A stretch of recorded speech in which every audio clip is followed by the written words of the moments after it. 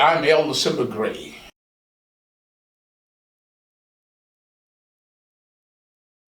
73 and a half year resident of Memphis, Tennessee. I came here at 6 months of age from Jago, and I came with Beale Street connections. My father was named after the Leo Schwab of the Schwab brothers on Beale Street. And so, in that I was the firstborn, I was named Leo Jr.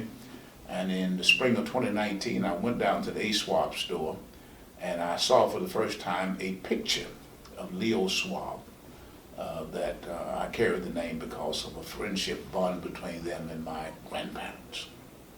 So Beale Street has always been very special to me. My dad would take us to Beale Street on Saturdays to see cowboys, moving pictures he called it.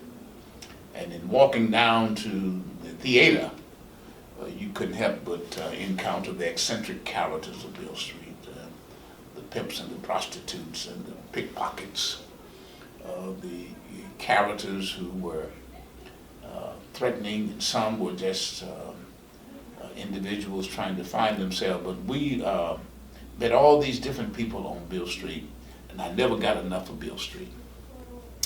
So I left in 1964 to go to school, but when I came back, Beale Street had a magnetic pull on me. I always went back to Beale Street.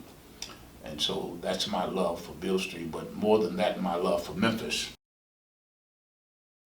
As long as you can tolerate something, you'll never change it. It reached a point that I could not tolerate driving down Union Avenue, going into the downtown, and look to the right and see the statue of Nathan B. Forrest. I couldn't tolerate that anymore. When the Nazi forces of Germany were defeated during World War II, they outlawed even the display of a swastika. Outlawed it. You couldn't put one up anywhere. But here you have the rebels who fought America, fought to overthrow America, yet they could display who they are and who they considered icons. And Nathan B. Forrest was a god, spelled with a little G, for most of the southern whites. And they put him on Union Avenue in the heart of a city with a predominantly black population. And that stood there. We couldn't tolerate that.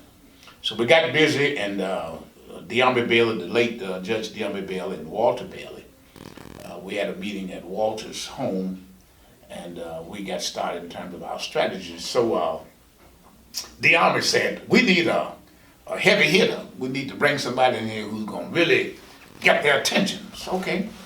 So Jesse Jackson was considered, but Jesse Jackson wasn't considered as heavy a hitter as Al Sharpton. So we ended up bringing Al Sharpton. So when the word got out that Al Sharpton was coming, the Klan came. The Ku Klux Klan came from 8 states surrounding Memphis. They had Kentucky, Missouri, Arkansas, Mississippi, Alabama, Georgia. It was just amazing.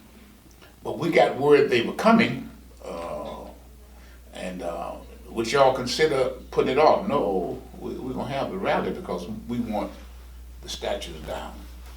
And so the Friday night before, at that time, Sheriff Mark Luttrell called me and said, Reverend Gray, if you see a strange car in your driveway, don't be alarmed. Those are my deputies protecting you and your family. I said, what's up? I said, well, you and Commissioner Bailey and Judge De'Armond Bailey, along with Reverend Montgomery and Joseph Kyles, have been targeted by the Klan. And we're here to make sure that you are protected. I said, good. I went to bed that night. I think I slept better than I ever slept in my life. The next morning, time to go. So we got to the park, and they had surrounded the park 3 or 4 deep. Also, Shelby County Sheriff deputies were there, and also the Memphis policemen were there. And so we went on with the rally, and there's a gentleman from somewhere, he came in with a camera. Then he snapped my picture, bam. He said, what's your name? I I said, you know my name. I said, what is your name? You don't need to know my name. I said, hell if I don't. If you know my name, I need to know your name. So he said, no, I ain't gonna tell you my name. I said, okay. So I walked across the street. There's an Office Depot right across the street from the park. And I bought me a little disposable camera, and I found him. And I walked right up and I snapped him. I said, where's your truck park? I know you got a truck. You don't need to know none of that. I said, okay. I went around and took as many pictures of truck licenses as I could. The point was, you don't intimidate us. When resolution comes, it does not matter what you do or say, we're focused on our mission. That is, this statue has to come down. So we had a good rally. Al Sharpton did what we wanted him to do. Al Sharpton shook up the town. Well, at that time, we had opposition from the mayor's office. That was a big disappointment. And we tried to meet and talk about that in the sense of what that meant to the movement. If the mayor comes out opposed to the movement, that would stagnate the movement. And so even after that happened, it somewhat slowed, but there were city council persons. And Jim Strickland was one of those city council persons, Myron Laurie, and several others who voted that the statues had to go. The statue had to come down on that park and on Front Street.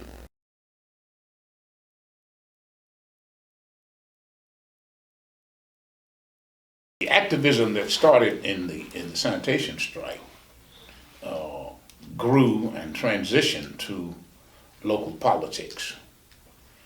I came home in '73. I went to St. Louis for a year, taught school in St. Louis. Then I went back to Lane College in '69 to '73, and I worked there in public relations, but also very active in changing some things in Jackson, Tennessee. We marched when the black leadership said we wouldn't march. We brought people out and literally changed the way they hired black people in Jackson, Tennessee. Black firemen, black policemen, black city hall workers, and that kind of thing. Meter maids and the whole works. When I came home in '73, I went to UT Med School working with the Sickle Cell Anemia Project, and then got involved with the school board situation. The NAACP was our organization of choice at that time, and trying to get a budget passed that would adequately fund Memphis City schools.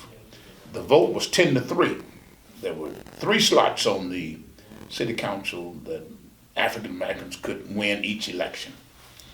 And so we couldn't win the mayor's office because there was a runoff. And every time an African American emerged as with the most votes in the election, he had to come back and face the next person with the next highest votes. Then you had to run off. So Otis Higgs ran 3 times, and then Joe Patterson ran, Joe Patterson Jr. ran. And during that time, we were trying to get the full budget funded. But we lost every time 10-3. 10 whites against 3 blacks. So Ernie Jackson, who was general manager of WDIA, called me and said, "Great."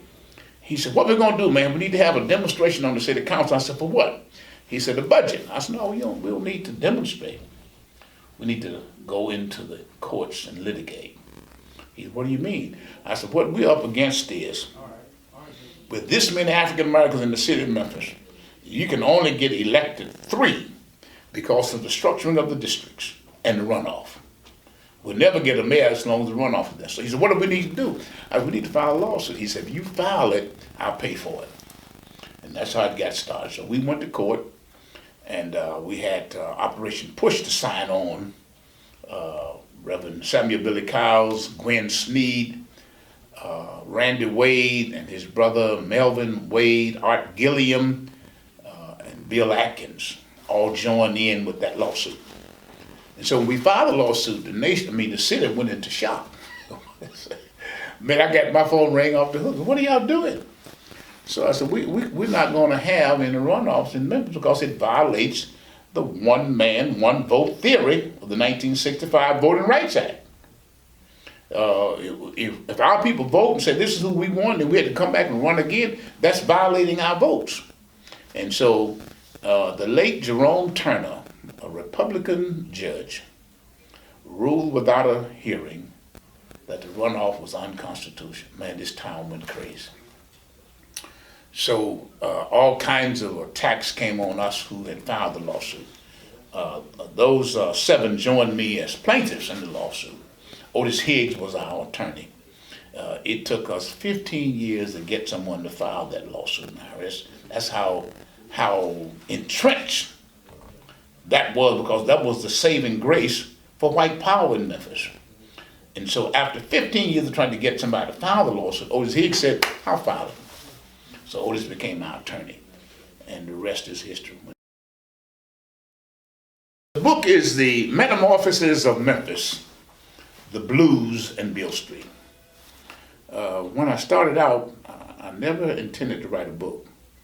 I did some research to advocate the inclusion of Robert Reed Church Sr.